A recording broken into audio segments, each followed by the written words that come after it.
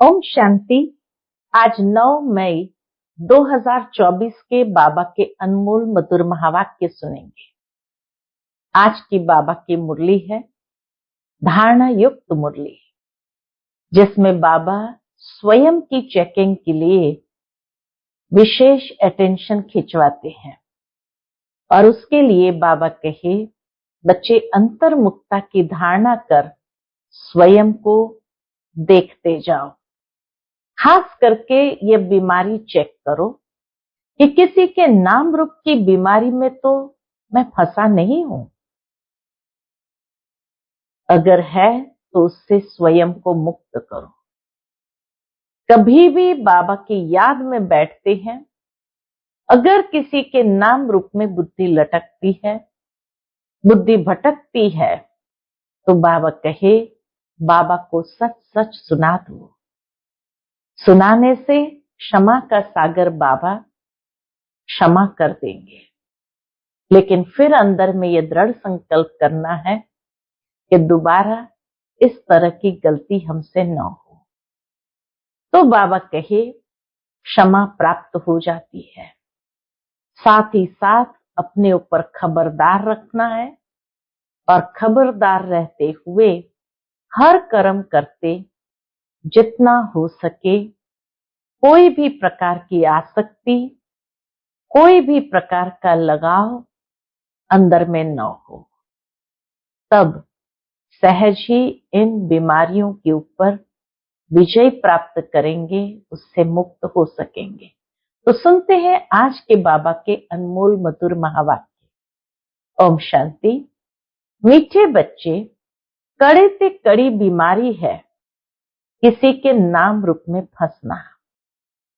अंतर्मुखी बन इस बीमारी की जांच करो और इससे मुक्त बनो।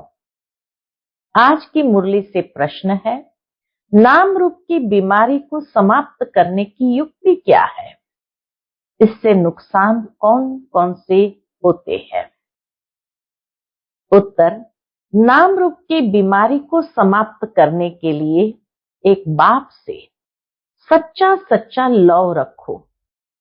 याद के समय बुद्धि भटकती है, बेधारी में जाती है, तो बाप को सच सच सुनाओ। सच बताने से बाप क्षमा कर देंगे। सर्जन से बीमारी को छिपाओ नहीं। बाबा को सुनाने से खबरदार हो जाएंगे। बुद्धि किसी के नाम रूप में लटकी हुई है तो बाप से बुद्धि जुट नहीं सकती। वह सर्विस के बजाय डिससर्विस करते हैं, बाप की निंदा कराते हैं। ऐसे निंदक बहुत कड़ी सजा के भागी बनते हैं। ओम शांति। अभी बच्चे जानते हैं कि हर एक को वर्षा मिलना है बाप से। भाई को भाई से कभी वर्षा नहीं मिलता और फिर भाई व बहन जो भी है उनको हर एक की अवस्था का पता नहीं पड़ता है। जितना बाबा हर एक बच्चे की अवस्था को जानते हैं, भाई व बहन को हर एक की अवस्था का पता नहीं पड़ता है। सब समाचार बाप दादा के पास आते हैं। यह है प्रैक्टिकल में। हर एक को अपने को देखना है कि मैं कहां तक याद करता हूं, कोई के नाम रूप में कहां तक फंसा हुआ हूं, हमारी आत्मा की वृत्ति कहां कहां तक जाती है। बाबा कहे, स्वयं में ये जांच करो, हमारी वृत्ति कहां कहां तक जाती है। आत्मा खुद जानती है, अपने को आत्मा ही समझना पड़े। हमारी वृत्ति एक शिव बाबा के तरफ जाती है या और कोई के नाम रूप तरफ जाती है। जितना हो सके अपने को आत्मा समझ एक बाप को याद करना है और सब भूलते जाना है। अपने दिल से पूछना है कि हमारे दिल सिवाय बाप के और कहां भटकती तो नहीं है। कहीं धंधे धोरी में या घर गृहस्थ मित्र संबंधियों आदि तरफ बुद्धि जाती तो नहीं है। अंतर्मुखी होकर जांच करनी है। जब यहां आकर बैठते हो तो अपनी जांच करनी है। यहां कोई न कोई सामने योग में बैठते हैं, वह भी शिव बाबा को ही याद करते होंगे। ऐसे नहीं अपने बच्चों को याद करते होंगे। याद तो शिव बाबा को ही करना है। यहां बैठे ही शिव बाबा की याद में हो। क्लास में जब सुबह सुबह आते हैं, बाबा की याद में बैठते हैं, तो बाबा कहे बुद्धि और तरफ नहीं जानी चाहिए। फिर चाहे कोई आंख खोल कर बैठे हैं, वह आंख बंद करके बैठे हैं, यह तो बुद्धि से समझ की बात है। अपने दिल से पूछना होता है, बाबा क्या समझाते हैं? हमको तो याद करना है एक को। अंदर ही अंदर ऐसे अपने आप से बातें करो कि बाबा क्या समझाते हैं। हमको तो याद करना है एक को। यहाँ जो बैठने वाले हैं वह तो एक शिव बाबा की ही याद में बैठे होंगे। बाबा कहे यहाँ जो बैठने वाले हैं वह तो एक शिव बाबा की ही याद में होंगे। तुमको नहीं देखेंगे क्योंकि उनको तो कोई की भी अवस्था का पता ही नहीं है। हर एक का समाचार बाप के पास आता है। वह जानते हैं कौन कौन बच्चे अच्छे हैं, जिनकी लाइन क्लियर है, जिनकी बुद्धि की लाइन क्लियर है। उनका और कहां भी बुद्धि योग नहीं जाता है। ऐसे भी होते हैं कोई का बुद्धि योग जाता है, ये भी बाबा जानते हैं। फिर मुरली सुनने से चेंज भी होते रहते हैं। फील करते हैं कि यह तो हमारी भूल है। बाबा की मुरली सुनते ही रियलाइजेशन होता है, तो फील करते हैं यह तो हमारी भूल है। हमारी दृष्टि वृत्ति बरोबर रॉन्ग थी, अब उनको राइट करना है। रॉन्ग वृत्ति को छोड़ देना है, ये बाप समझाते हैं। भाई भाई को नहीं समझा सकते, बाप ही देखते हैं इनकी वृत्ति दृष्टि कैसी है। बाप को ही सब दिल का हाल सुनाते हैं। योग में भी हर एक आत्मा बाबा को ही अपने दिल का हाल सुनाते हैं। शिव बाबा को बताते हैं तो दादा समझ जाते हैं। हर एक के सुनाने से देखने से भी समझते हैं। जब तक सुने नहीं तब तक उनको क्या पता कि ये क्या करते हैं। ब्रह्मा बाबा को भी नहीं पता पड़ता। एक्टिविटी से सर्विस से समझ जाते हैं। हाँ, ब्रह्मा बाबा एक्टिविटी और सर्विस से समझ जाते हैं कि इनको बहुत देह अभिमान है, इनको कम है, इनकी एक्टिविटी ठीक नहीं है। कोई न कोई के नाम रूप में फंसा रहता है। बाबा पूछते हैं कोई के तरफ बुद्धि जाती है? कोई साफ बतलाते हैं, कोई कोई फिर नाम रूप में फंसे हुए ऐसे हैं जो बताते ही नहीं है, अपना ही नुकसान करते हैं। बाप को बतलाने से उनकी क्षमा होती है और फिर आगे के लिए भी संभाल करते हैं। जब भी रियलाइजेशन हो तो बाबा के कमरे में जाकर के बाबा को सच सच बताना है। तो बाबा कहे बहुत है जो अपनी वृत्ति सच नहीं बताते, लज्जा आती है। जैसे कोई उल्टा काम करते हैं तो सर्जन को बताते नहीं है, परंतु छिपाने से बीमारी और ही वृद्धि को पाएगी। यहाँ भी ऐसे है। इस तरह दुनिया में भी अगर किसी ने सर्जन के सामने अपनी बीमारी के विषय में कोई भी बात, कोई भी लक्षण छिपाए तो वह बीमारी वृद्धि को पाएगी। तो बाबा कहे यहाँ भी ऐसे है। बाप को बताने से हल्के हो जाते हैं, नहीं तो वह अंदर में रहने से भारी रहेंगे। बाप को सुनाने से फिर दोबारा ऐसे नहीं करेंगे। आगे के लिए अपने पर खबरदार भी रहेंगे बाकी बताएंगे नहीं तो वह वृद्धि को पाता रहेगा। बाप जानते हैं ये सर्विसेबल बहुत है। क्वालिफिकेशन कैसी रहती है? बाबा हर एक बच्चे का सब कुछ जानते हैं, आदि मध्य अंत। सर्विसेबल बहुत है। क्वालिफिकेशन कैसी रहती है? सर्विस में भी कैसे रहते हैं? कोई के साथ लटके तो नहीं है। हर एक की जन्म पत्री को देखते हैं। शिव बाबा तो हर एक की जन्म पत्री को देखते हैं, फिर इतना उनसे लव रखते हैं, कशिश करते हैं।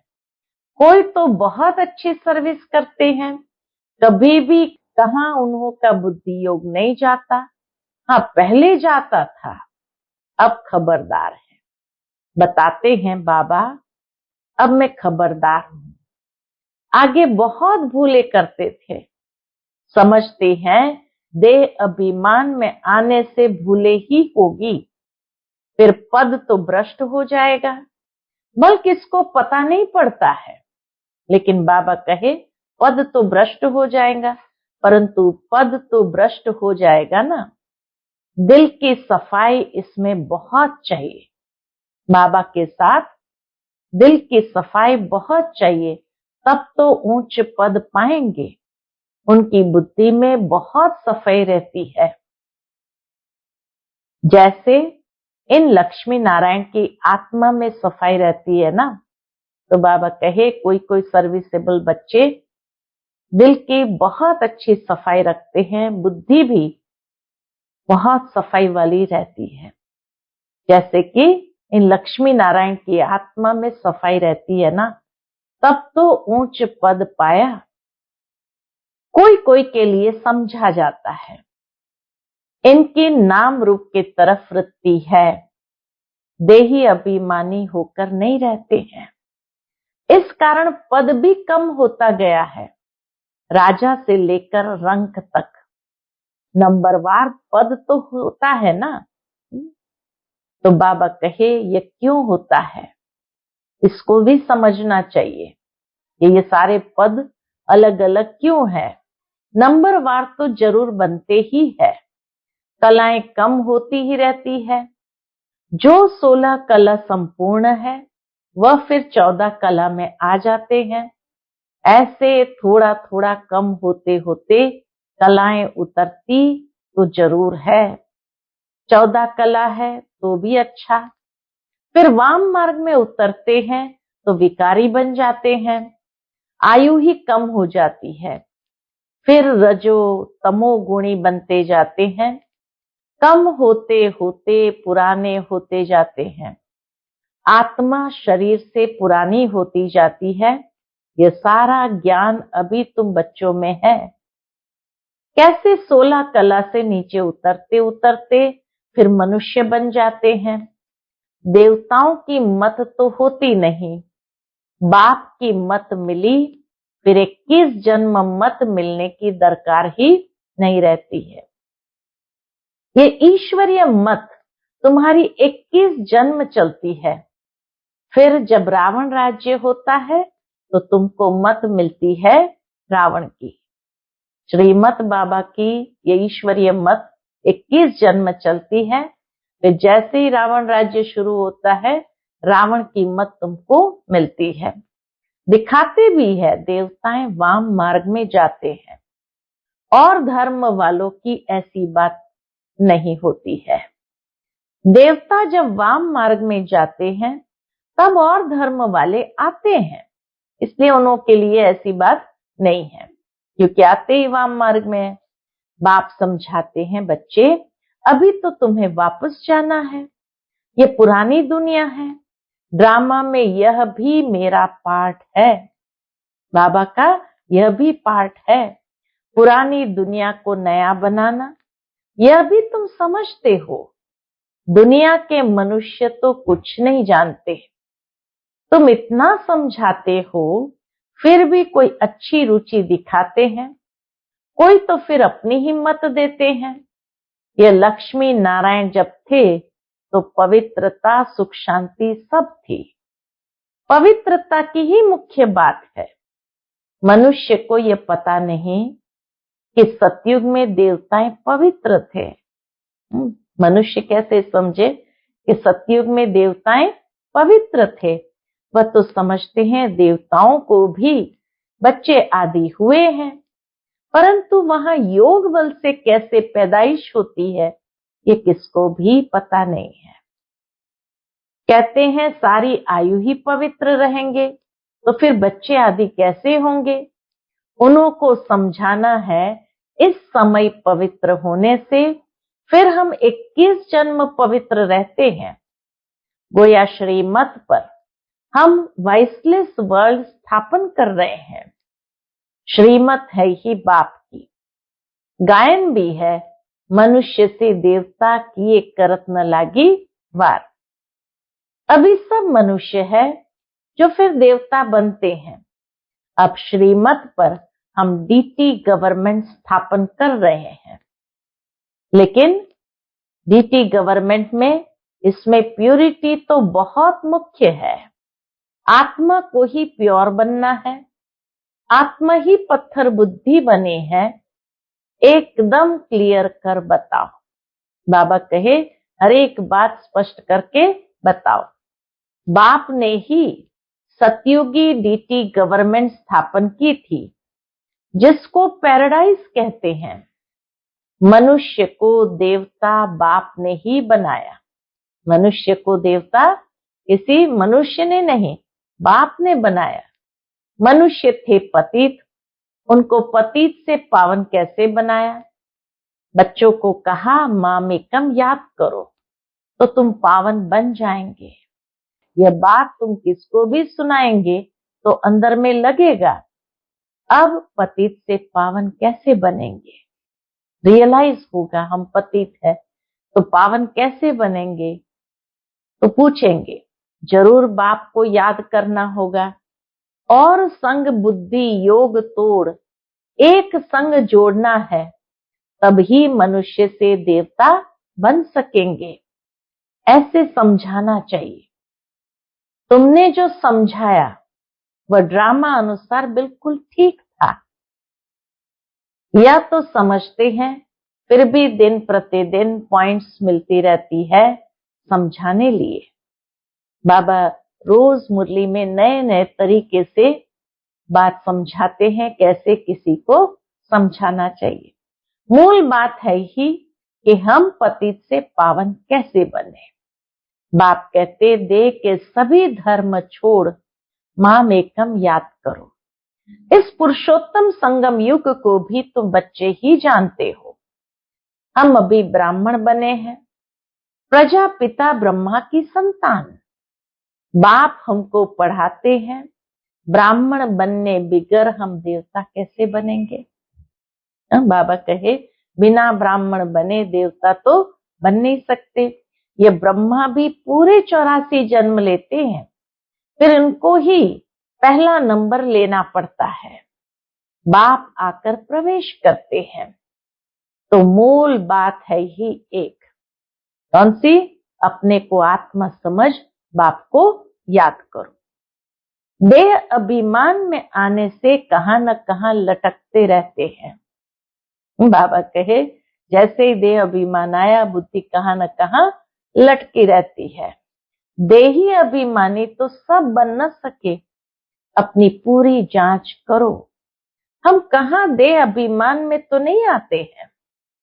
इसलिए बाबा बार बार अपनी चेकिंग के लिए कहते हैं, हमसे कोई विकर्म तो नहीं होता है, बेकायदे चलन तो नहीं होती है, बहुतों से होती है। रिजल्ट भी बाबा सुना देते, बहुतों से होती है। वह अंत में बहुत सजा के भागी बनेंगे। बल अभी कर्मातीत अवस्था नहीं हुई है। कर्मातीत अवस्था वाले के सब दुख दूर हो जाते हैं, सजाओं से छूट जाते हैं। ख्याल किया जाता है, नंबरवार राजाएं बनते हैं। जरूर इसका कम पुरुषार्थ रहता है, जिस कारण से सजा खानी पड़ती है। आत्मा ही गर्भ जेल में सजा भोगती है। आत्मा जब गर्भ में है तो कहती है हमको बाहर निकालो। फिर हम पाप कर्म नहीं करेंगे। आत्मा ही सजा खाती है, आत्मा ही कर्म विकर्म करती है। ये शरीर कोई काम का नहीं है।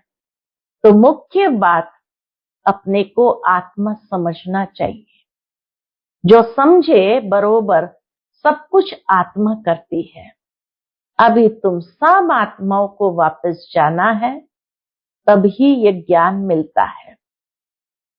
फिर कभी यह ज्ञान मिलेगा नहीं। आत्मा अभिमानी सबको भाई भाई ही देखेंगे। जो आत्मा अभिमानी बनेंगे वो सबको भाई भाई ही देखेंगे। शरीर की बात नहीं रहती है। सोल बन गए फिर शरीर में लगाव नहीं रहेगा। इसलिए बाप कहते हैं ये बहुत ऊंची स्टेज है।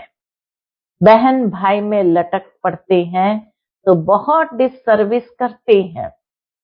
आत्म अभिमानी भव, इसमें ही मेहनत है।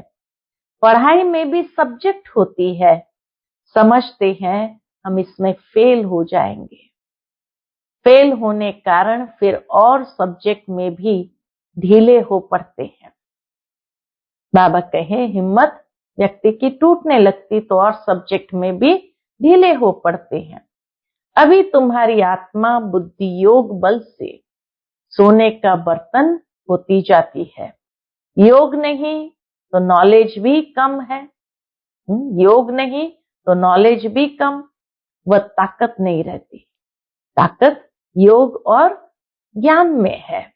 तो बाबा कहे अगर योग नहीं तो नॉलेज भी कम, वह ताकत नहीं रहती। योग का जौहर नहीं, यह है ड्रामा की नूंद। बाबा समझाते हैं बच्चों को अपनी अवस्था कितनी बढ़ानी चाहिए। देखना है हम आत्मा सारे दिन में कोई भी बेकायदे काम तो नहीं करते हैं। कोई भी ऐसी आदत हो तो फौरन छोड़ देना चाहिए, परंतु माया फिर भी दूसरे तीसरे दिन भूल करा देती है। ऐसी सूक्ष्म बातें चलती रहती है। यह है सब गुप्त ज्ञान।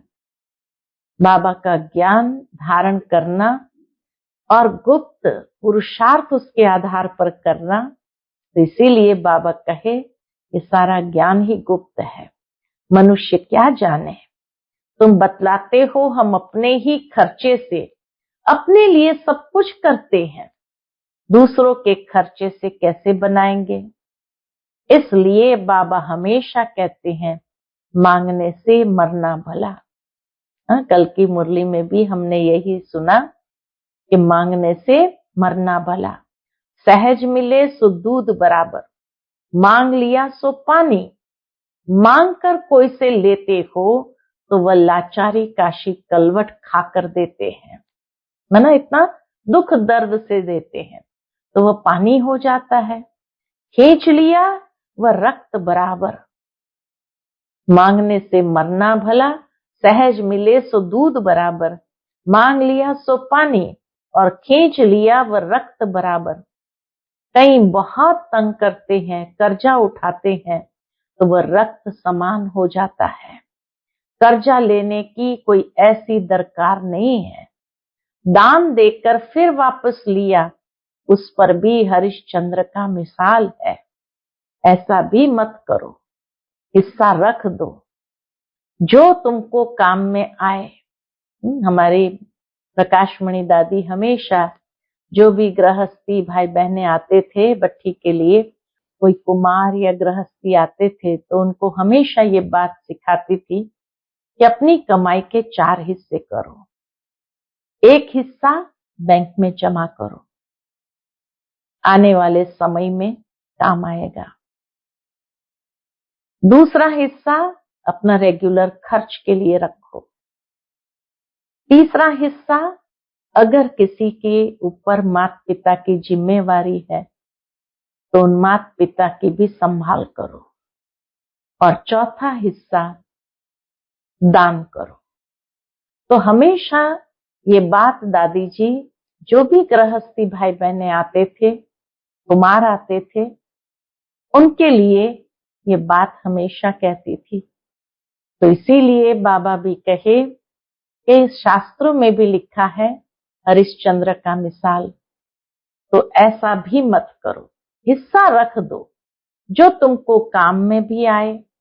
बच्चों को पुरुषार्थ इतना करना है जो अंत में बाप की ही याद हो और स्वदर्शन चक्र भी याद हो, तब प्राण तन से निकले, तभी चक्रवर्ती राजा बन सकेंगे। ऐसे नहीं पिछाड़ी में याद कर सकेंगे, उस समय ऐसी अवस्था हो जाएगी।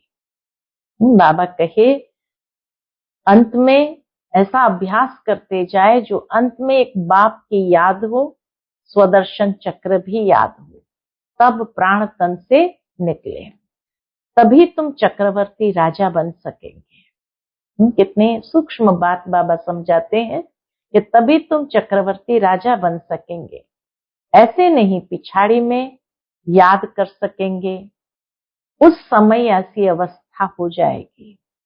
जरूरी नहीं कि पिछाड़ी में याद जरूर आए,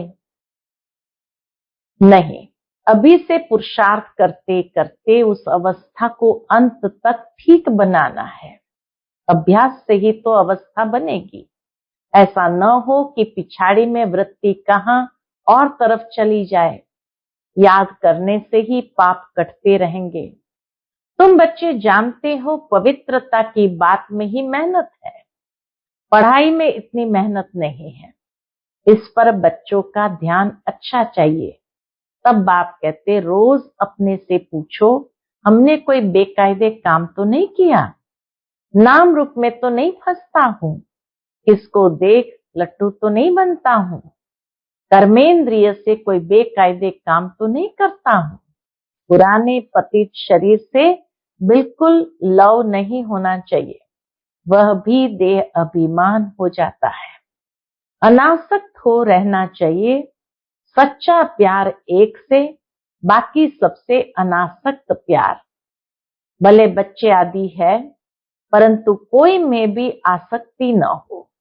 जानते हैं ये जो कुछ भी देखते हैं सब खत्म हो जाएगा, तो उनसे प्यार सारा निकल जाता है। एक में ही प्यार रहे, बाकी नाम मात्र अनासक्त। अच्छा, मीठे मीठे सिकिलदे बच्चों प्रति माता पिता बाप दादा का याद प्यार और गुड मॉर्निंग। रूहानी बाप की रूहानी बच्चों को नमस्ते। हम सभी रूहानी बच्चों की रूहानी माता पिता बाप दादा को याद प्यार, गुड मॉर्निंग और नमस्ते। नमस्ते। शुक्रिया बाबा।